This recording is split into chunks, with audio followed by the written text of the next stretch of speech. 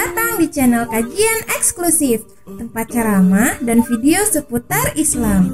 Untuk mendukung channel ini, silakan klik tombol subscribe, like, komen, dan share link video ini ke media sosial kamu ya. Semoga kita semua mendapat pahalanya. Jazakumullahu khairan. Tapi makannya juga nggak tiap hari ya.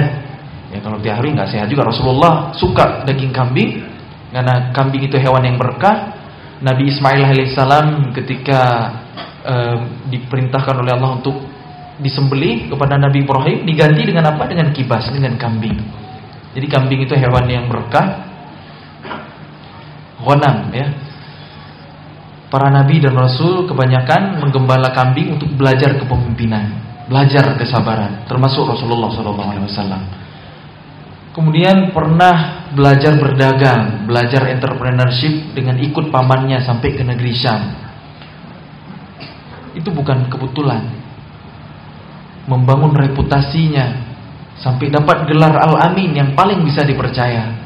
Tapi ketika Allah angkat menjadi Rasul, masih ada juga yang nggak mau beriman. Apalagi kalau biasa-biasa. Jadi Rasulullah persiapkan dari nasab terbaik, kemampuan terbaik, kecerdasan terbaik, semuanya yang terbaik berkumpul di nabinya. Baru di usia 40 Allah beri tugas, 13 tahun di Mekah, 10 tahun di Madinah. Rasulullah SAW mendidik para sahabatnya dengan panduan Al-Quran, dipandu oleh wahyu. Para sahabat dididik oleh manusia terbaik sehingga menjadi pribadi-pribadi yang hebat luar biasa. Kebanyakan yang menerima seruan dakwah Rasulullah itu adalah anak-anak muda. Jarang sekali yang mau beriman itu orang-orang tua, bisa dihitung dengan jari. Orang-orang tua yang menentang dakwah Nabi, Abu Lahab, Abu Jahal, Walid bin Mughirah, Abu Sufyan, itu senior-senior, orang-orang tua. Tapi yang menerima hidayah Islam, yang mau beriman, itu kebanyakan anak-anak muda. 10 sahabat yang dijamin surga, hanya 3 orang yang di atas 30 tahun. Abu Bakar As-Siddiq usia 38, Utsman bin Affan waktu itu kalau nggak salah 37, dan Abdurrahman bin Auf pas 30 tahun. Selebihnya semuanya di bawah 30 tahun. Yang 7 sisanya, bahkan 5 diantaranya di bawah 20 tahun. Jadi anak-anak muda semua yang awal-awal menerima Islam dan mendakwahkannya. 7 sahabat Nabi yang meriwayatkan hadis paling banyak, 4 dari Mekah, 3 dari Madinah. Yang 4 dari Mekah ada Abu Hurairah radhiyallahu an, meriwayatkan 5.374 hadis. Anak kecil, anak muda. Sayyidah Aisyah radhiyallahu anha, putri Abu Bakar As-Siddiq, putri sahabat Nabi, yang kelak menjadi istri Nabi, juga usia belia, usia muda, perempuan paling cerdas di umat ini. Ada Abdullah bin Umar, anak Umar bin Khattab, anak sahabat Nabi, jelas muda usianya. Ada Abdullah bin Abbas, yang lahirnya saja ketika Rasulullah usia 50 tahun. Dakwah sudah berlangsung 10 tahun. Baru dididik oleh Nabi secara langsung ketika usia SD, selama 4 tahun saja. Ketika Rasulullah wafat di usia 63, itu berarti Abdullah bin Abbas radhiyallahu an baru berusia 13 tahun. Tapi Abdullah bin Abbas ini bukan hanya meriwayatkan hadis banyak yang sampai ke jalurnya ke kita hari ini, melainkan juga merupakan orang yang paling mengerti Al-Quran, orang yang paling paham ilmu tafsir di umat ini. Itulah sahabat Nabi Abdullah bin Abbas radhiyallahu anhuma. Anak kecil yang cerdas luar biasa, yang didoakan oleh Nabi semasa kecilnya, Allahumma faqihhu fiddin wa 'allimhu ta'wil. Jadi Abdullah bin Abbas ini masih terhitung keponakannya Rasulullah ya, anak pamannya yang bernama Abbas. Jadi ini Abdullah bin Abbas ini luar biasa, cerdasnya luar biasa. Anak kecil. Rasul wafat usia 13 tahun. Usia 16 tahun ditunjuk oleh Khalifah Umar bin Khattab untuk mendebat orang-orang Khawarij. Orang Khawarij ini golongan sesat yang mudah sekali membunuh orang yang tidak sepemahaman dengan mereka, meskipun sahabat Rasulullah sekalipun. Jadi karya anak muda Abdullah bin Abbas mendebat mereka. Diajukan pertanyaan-pertanyaan, dipatahkan dengan argumen yang sempurna, dengan dalil yang kuat, dengan hujjah yang tepat. lebih dari setengah mereka kembali ke iman yang benar. Karya anak muda usia 16 tahun. Itulah peradaban Islam, dipikul oleh pundak anak-anak muda. Ada Usamah bin Zaid usia 17 tahun, memimpin pasukan jihad, berperang di jalan Allah, menggantikan seniornya Khalid bin Walid, meraih kemenangan. Anak usia 17 tahun jadi jenderal. Itulah kualitas sahabat Rasulullah SAW yang dididik oleh manusia terbaik. Bukan hanya di zaman Nabi, ada banyak sekali kisah-kisah heroik pencapaian anak-anak muda. Teman-teman tahu kisah Muhammad Al-Fatih yang membebaskan Konstantinopel di usia 21 tahun. Ngapain anak muda kita usia 21 hari ini? Ada lagi Abdurrahman Al-Ghafiqi, waktu itu di era Daulah Bani Umayyah. Waktu Abdurrahman Al-Ghafiqi berusia 19 tahun, dikejar-kejar oleh pasukan musuh. Lari dari pusat Islam waktu itu di bumi Syam, ya, di Damaskus, Suriah. Lari, melarikan diri, menyelamatkan diri dari kejaran pasukan musuh. Saya lupa pasukannya dari mana, entah dari Mongol, entah dari mana. Pokoknya musuh Islam ingin membunuh Abdurrahman Al-Ghafiqi. Melarikan diri dari, kebayang peta nggak ya, dari negeri Syam, ini daerah utara ya, masuk lewat benua Afrika ke Mesir, terus jalan sampai ke Maroko Al-Maghribi, dari paling timur benua Afrika ke paling barat benua Afrika, Maroko Al-Maghribi. Kemudian nyebrang ke benua Eropa, ke negeri Andalusia. Usia 19 tahun dikejar dari kematian. Usia 25 tahun jadi pemimpin tertinggi negeri Andalus. Itu gimana tuh anak muda bisa begitu? Tentu ada perjalanan panjang dalam pendidikan, dididik oleh ulama dengan Al-Quran, dengan hadis. Nggak kaleng-kaleng, nggak karbitan yang seperti itu. Maka itu yang perlu kita cari tahu. Anak muda yang hebat itu adalah yang menyibukkan diri dengan ilmu, yang selesai dengan diri sendiri, memikirkan masyarakat, memikirkan umat. Jadi anak muda itu nggak ada tempatnya untuk galau, jadi cari jati diri, life quarter crisis, nggak ada tuh dalam Islam. Itu produk kegagalan orang-orang Barat, orang-orang Eropa dalam mendidik generasi muda mereka. Remaja itu nggak ada dalam Islam. Itu kan terjemahan dari teenager dalam bahasa Inggris. Remaja, karena gagalnya orang-orang Barat, orang-orang Amerika mendidik generasi muda mereka. Anak muda yang nakal, anak muda yang mencari jati diri, anak muda yang pergaulan bebas, narkoba segala macam, itu bukan dari Islam. Itu dari Barat, dari Eropa, dari Amerika. Dalam Islam anak muda itu udah siap memikul tanggung jawab peradaban. Begitu seseorang masuk usia baligh, itu udah lepas dari orang tua, dia udah mandiri, dia udah berkarya untuk umat. Itu Islam. Itu pemuda Islam. Aslinya begitu teman-teman. Kalau kita lihat dulu dari zaman Rasulullah, zaman Daulah Islamiyah memimpin bumi ini lebih dari 13 abad lamanya, begitu. Tapi hari ini produk sekulerisme. Karena kita dulu dijajah oleh bangsa Eropa, orang-orang Eropa tahu betul kekuatan kaum muslimin itu ada di Quran dan bahasa Arab. Makanya proyek mereka menjauhkan generasi Islam, negeri-negeri kaum muslimin dari Quran dan bahasa Arab, dan kita adalah korbannya. Terbukti kita hari ini bisa fasih berbahasa Inggris tapi gagap berbahasa Arab. Betul nggak? Post-colonial mentality. Kalau kita hari ini masih kagum sama peradaban Barat, sama peradaban Eropa, kita belum sadar. Padahal peradaban Eropa itu nggak ada apa-apanya sebelum muslimin datang ke sana dan menyebarkan ilmunya, membangun peradaban di sana.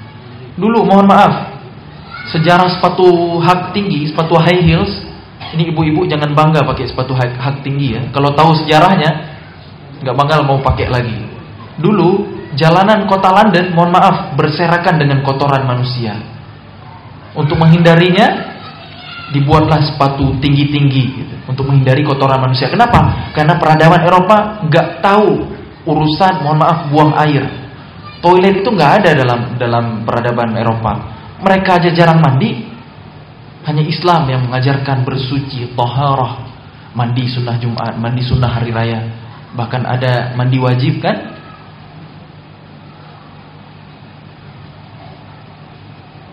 teknologi parfum dengan destilasi kimianya itu dikembangkan oleh muslimin. Ada pakar kimia Islam Jabir bin Hayyan. Jadi jangan dikit ada penemuan-penemuan hebat kita anggap yang nemuinnya orang barat, orang Eropa. Karena memang hari ini kita lagi dicuci otak. Sejarah memang sengaja diputar balikkan, sengaja dikaburkan kebesaran Islam, Islamnya selalu dibuang. Padahal kalau kita mau cek teknologi yang ada di sekitar kita, boleh cek teknologi digital. Kita pakai HP, main HP. Bisa nggak HP bekerja kalau nggak ada ilmu matematika? Kalau nggak ada algoritma, coding gitu ya, 1010 itu kan hal yang sederhana dari teknologi digital. Nah, yang menemukan algoritma siapa? Algoritma itu dari bahasa Arab al-jabar. Teorema al-jabar itu yang menemukannya adalah ilmuwan Islam Muhammad bin Musa al-Khawarizmi. Betul ya? Al-Khawarizmi ini bukan hanya ilmuwan Islam, dia ahlul Quran, dia ulama. Karena dulu cendekiawan muslim itu pasti udah selesai dengan Quran di masa kecilnya sebelum mereka mengembangkan ilmu sains, ilmu umum. Mustahil sains dikembangkan kalau ilmu agamanya belum selesai. Jadi kalau hari ini kita kagum dengan ilmu sains, itu dalam peradaban Islam paling akhir, paling terakhir, rendah. Makanya jangan sampai orang tua hari ini bangga kalau punya anak yang pinter. Ini dididik biar jadi dokter, ini dididik biar jadi arsitek, biar jadi insinyur. Ntar dulu. Kalau dalam Islam itu nomor terakhir beneran. Harusnya kalau punya anak pinter, sekolahin agama yang benar, kirim ke pesantren. Jangan kalau punya anak nakal baru dikirim ke pesantren biar direhab. Kan kebalik gitu. Gimana umat ini akan maju, akan bangkit? Kita butuh ulama-ulama yang mujaddid, yang menjadi pembaharu umat, yang bukan hanya ahli agama tapi juga ahli ilmu umum. Hari ini kan kepisah, kita produk sekulerisme. Yang ngerti umum gak ngerti agama, yang ngerti agama gak ngerti umum. Dulu gelar tertinggi adalah al-allamah, ahlul Quran, ahli agama, tapi juga ahli matematika, astronomi, geografi. Itu di satu orang, pakar. Kalau hari ini gelar tertinggi di akademis itu profesor. Tanpa mengurangi rasa hormat kita kepada profesor, profesor itu ahli di satu subbab ilmu. Silakan cek. Bukan multidisiplin ilmu, satu ilmu cabangnya lagi. Difokus. Gelar tertingginya adalah profesor. Kalau dulu al-allamah, orang bisa pakar di banyak hal. Karena memang muslimin ini adalah peradaban yang hebat, umat yang cerdas. Tapi hari ini keterlaluan sekali. Umat yang kata Allah kita ini muslimin adalah ulul albab, bahasa Al-Quran yang ulul absar, dikalahkan oleh kaum yang la ya'qilun la yafqahun. Siapa mereka? Orang-orang Yahudi. Semenjak runtuhnya Daulah Turki Utsmani tahun 1924, maka peradaban hari ini adalah peradaban Yahudi. Kenapa begitu? Karena jatuhnya Turki Utsmani dulu gara-gara seorang Yahudi yang bernama Mustafa Kamal. Dia menyusup sebagai munafikun. Kenapa? Kok tahu dia seorang Yahudi? Dari garis keturunan ibunya yang berasal dari Donama. Jadi peradaban hari ini adalah peradaban Yahudi. Silakan cek dari ujung kaki sampai ujung rambut, semuanya Yahudi. Sadar nggak sadar kita? Sistem pendidikannya, ekonominya, politiknya Yahudi semua, beneran. Pendidikan umpamanya, pernah dengar nggak salah satu hal yang sederhana ya? Kita diajarkan di sekolah mindset begini. Belajar itu nggak penting menghafal, yang penting pemahaman. Pernah dengar nggak? Nah ya. Setuju nggak kita dengan istilah itu? Kalau kita mengiyakan, mengaminkan, berarti kita udah menganut pahamnya Yahudi. Orang Yahudi itu malas menghafal kitabnya. Kita dalam Islam Quran dihafal, terjaga dengan hafalan. Hadis dihafal lengkap dengan periwayatnya, bagaimana background kehidupannya. Kitab-kitab ulama terdahulu itu dihafal oleh ulama-ulama berikutnya. Begitulah kecerdasan kaum muslimin. Jadi jangan merendahkan ciptaan Allah ya, akal yang Allah karuniakan kepada kita. Ini memorinya ini gede banget loh. Kalau komputer hari ini mungkin ukurannya baru terabyte ya. Otak manusia itu lebih dari itu, ribuan kali lipat ketika diasah, ketika digunakan dengan benar. Itulah peradaban kaum muslimin. Ada kamera di hadapan saya, itu yang nemukan juga ilmuwan Islam, namanya Ibnu Haytham, orang yang meneliti tentang fisika optik. bagaimana terjadi pembiasan cahaya. Orang pertama yang membedah anatomi mata manusia, mana pupil, mana retina, gimana prinsip kerjanya, ilmuwan Islam. Siapa penemu pesawat terbang? Bukan Wright bersaudara, tapi ilmuwan Islam juga, namanya Ibnu Firna. 1000 tahun sebelum Wright bersaudara sudah menciptakan prototipe pesawat terbang yang terinspirasi dari ayat Quran di surah Al-Mulk. Awalam yarau ila at-tayri fawqahum saffatin wa yaqbidun ma yumsikuhunna illa ar-Rahman. Tidakkah mereka memperhatikan bagaimana burung bisa terbang di udara? Siapa yang menahannya selain Allah yang Maha Rahman? Itulah peradaban Islam. Sains, ilmu pengetahuan itu nomor terakhir. Ilmu agama nomor 1. Sehingga ilmu sains ini tunduk kepada ilmu agama. Bukan seperti hari ini ilmu sains untuk memperkaya diri, untuk merusak bumi. Teknologi sih canggih, tapi lihat penyakit aneh-aneh muncul.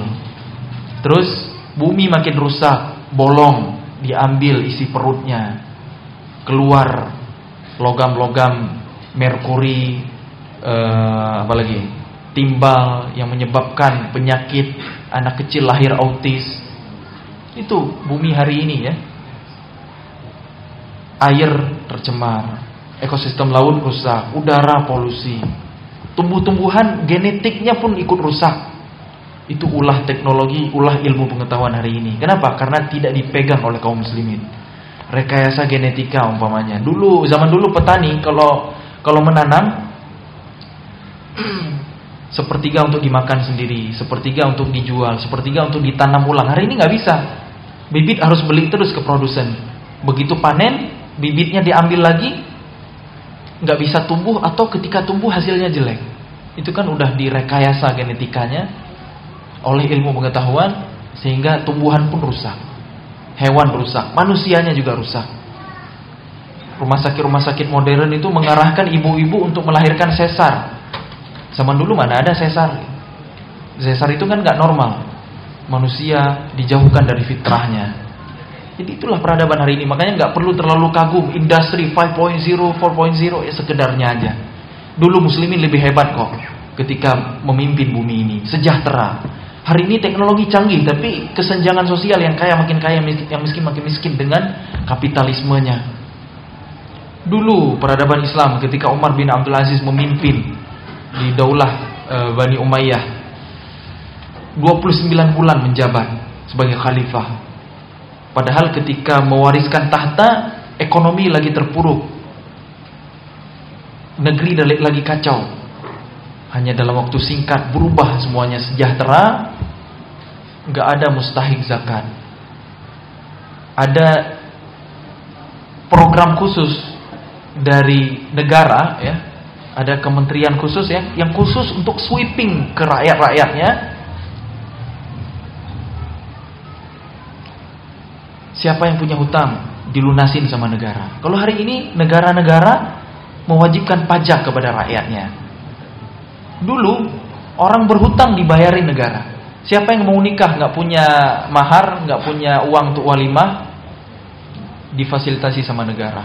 Bahkan dibelikan biji-bijian untuk ditebar di alam-alam bebas, terutama di puncak musim dingin, agar tidak ada orang yang berkata ada seekor burung mati di negeri kaum muslimin. Nah itu dulu peradaban Islam begitu kualitasnya. Kenapa bisa begitu baitul malnya? Bukan hanya dari zakat, tapi dari wakaf. Wakaf yang dikelola dengan benar sesuai dengan ilmu, bukan diambil ketika ada maunya gitu. Diakalin, bukan begitu, tapi dengan syariat yang benar. Harta yang diabadikan di jalan Allah, yang ditahan pokoknya, diambil manfaatnya, tidak boleh dihibah, tidak boleh diwariskan, tidak boleh dijual. Jadi memang sumber pendanaan negeri Islam selalu paling besarnya dari wakaf. Maka ketika hari ini wakaf jadi trending topik kembali, mungkin ini salah satu cara Allah mengangkat syariatnya, bahwa syariat Islam itu adalah solusi. Indahnya syariat Allah. Mudah-mudahan kita terus semangat ya untuk diri kita, bekali diri kita dengan Quran. Setelah diri sendiri baru keluarga, baru anak-anak. Karena mustahil kita bisa memperbaiki masyarakat kalau belum memperbaiki diri sendiri. Urutannya adalah perbaiki diri sendiri, islah an-nafs, kemudian baru islah al-mujtama', masyarakat, terakhir baru islah ad-daulah. Itulah kurikulum Al-Quran berdasarkan urutan turunnya yang diteliti oleh ahli sejarah Islam. Butuh proses. Sebagaimana pendidikan itu nafasnya panjang, hari ini kalau kita terjun ke ekonomi akan diawasi oleh musuh Islam. Terjun ke politik apalagi langsung dihabisi. Tapi kalau di pendidikan cenderung aman. Hasilnya lama baru terlihat dan kita butuh kesabaran. Maka sabarlah hari ini dalam mendidik generasi kita dengan Quran, karena kejayaan Islam Yahudi hari ini hanya bisa dikalahkan kalau kaum muslimin dekat dengan Quran. Kualitas masyarakatnya tiap rumah ada penghafal Quran yang paham Quran, yang mengamalkan Quran. Dan ini enggak sehari dua hari, butuh kerja berjamaah yang estafet. Mungkin tegaknya Islam di masa depan bukan di zaman kita. Boleh jadi kita enggak sempat melihat. Mungkin di anak kita atau di cucu kita. Tapi pastikan kita ikut berjuang fi sabilillah, di jalan Allah. Nggak harus sampai, yang penting di jalan Allah. Ada di pihak mana kita berada, itu yang paling penting. Wallahu a'lam bishawab. Barakallahu fikum. Mohon maaf atas segala kekurangan. Sudah masuk waktu Isya, mari kita bersiap-siap diri. Yang benar dari Allah, yang salah dari kebodohan saya semoga Allah ampuni. Mudah-mudahan Allah tunjuki kita semua selalu kepada pemahaman yang paling dekat dengan kebenaran. Subhanakallahumma wa bihamdik, asyhadu an la ilaha illa ant, astaghfiruka wa atubu ilaik. Wassalamualaikum warahmatullahi wabarakatuh.